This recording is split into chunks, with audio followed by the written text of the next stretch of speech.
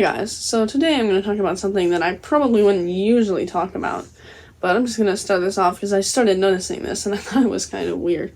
So I'm just going to be talking about today about influencers, specifically I don't have Instagram, but like influencers that are on Instagram but also go on YouTube too, because I'm starting to, especially influencers that have kids, I'm starting to notice it's getting a little weird. This is not to place judgment on any particular creators. You will see some in this video, but this is not to place judgment on those particular creators. It's more of an example of what I think is starting to go a little interesting. What I'm more talking about is with the overconsumption, and I think some of these influencers post way too much of their kids. Like, they don't really give their kids as much privacy, and they film their kids during really awkward moments. But the first video I'm going to show you guys, now, you will notice that I do blur out the kid's face in this video. Now, it is not blurred in the original video, but I don't feel it makes sense that if I'm over here like, I don't think you should really be putting your kids online, and I go and then put this kid in the video. And also because from what I understand, this creator has chosen no longer to show her kids' faces, which I totally respect, but so I'm just gonna, her name is, I don't know how to pronounce it, but it's like Christianina something. But anyways, let's get to it.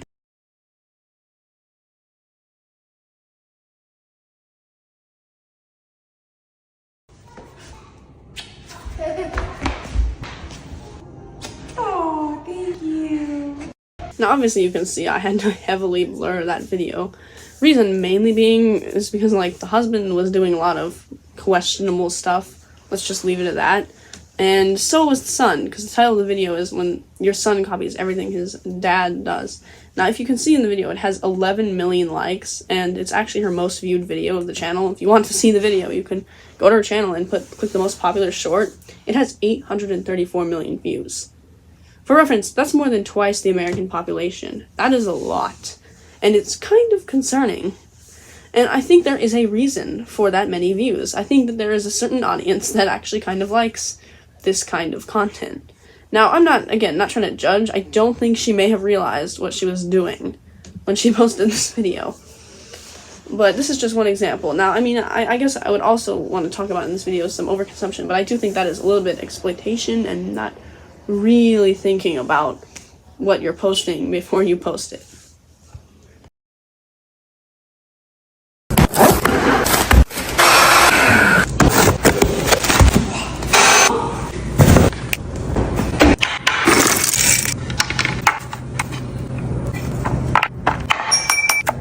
Pinterest mom.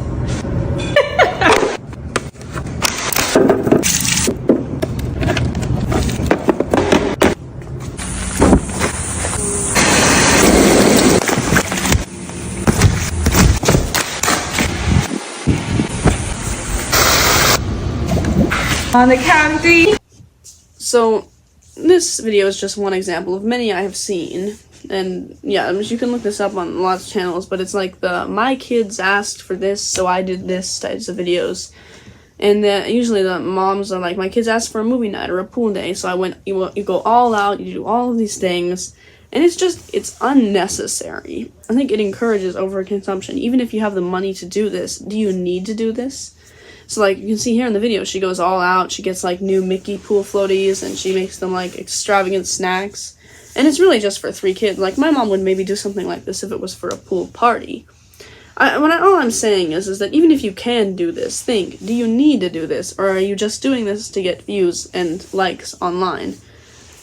Again, not trying to place judgment, but I do think that is what the agenda behind these videos. They really just, I get that you want to make your kids happy. It's with good intention, but at the same time, I do think it is a little unnecessary. And there's so many comments in these videos where it's reminding moms that you're a good mom if you can't do this, which I feel like should be obvious. Like, it's okay if you're part of a good majority of people that are unable to do this for their family every time they ask for a pool day.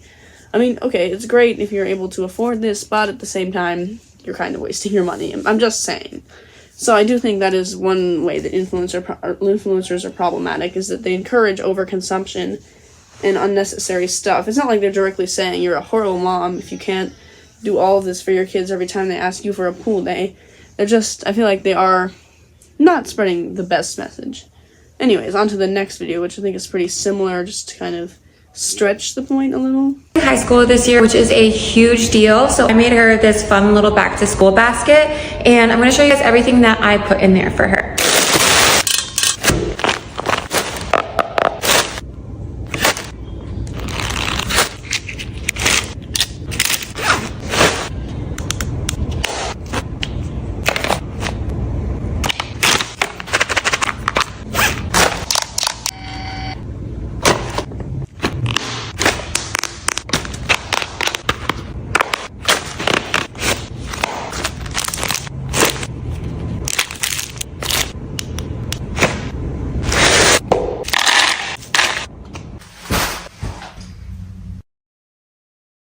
So as you guys can see, that was another one of those, like, giving a lot of things, putting a lot of things, you know, one of those overconsumption videos. Now, this one was slightly different because you may think, well, this makes a little more sense. I mean, it is her first day of high school. That is a big deal. And I agree, but I just don't really see what she needs with all of this.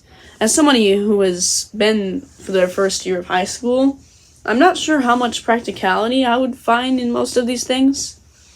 I mean, it's like a label maker. A water bottle I could see, but Stanley cups are questionable. I've heard they have, like, lead in them, and they're really just, I think it's a kind of an unnecessary water bottle. I mean, look, buy it if you want. I just don't I don't understand the craze towards them.